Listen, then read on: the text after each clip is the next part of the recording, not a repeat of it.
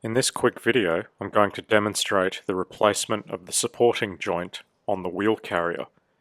This suspension design is not just limited to the 124, there's many cars that used it up till the early 2000s, I believe.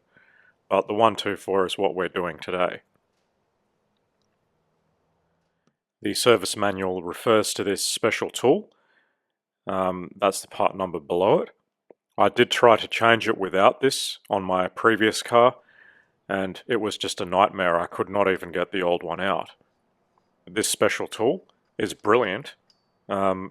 It's so easy to get that supporting joint out as long as you've got this. Now, you don't have to have the car disassembled down to this point. It is possible to use this tool on the car with the wheel carrier installed.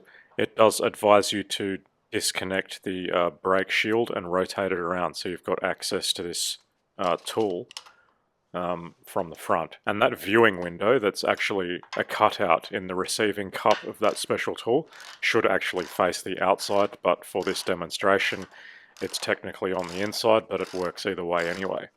I think it's there so you can see what's going on inside.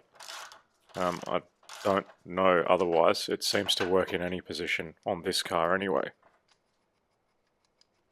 And it's really as easy as that. That joint is out. That's it.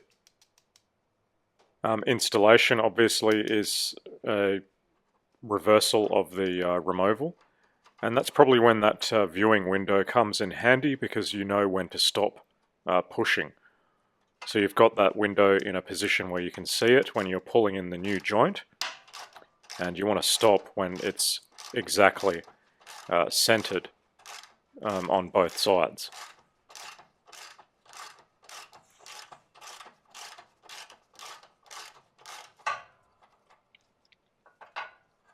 And there you have it. That's both sides done. This video is running at 2 times speed, but really it's not hard. And these special tools make sure that the rubber boots don't get destroyed when you're pushing in the new one as well. It all fits in there quite nicely. So these are ready for me to clean up and paint, and then I can start assembly probably tomorrow.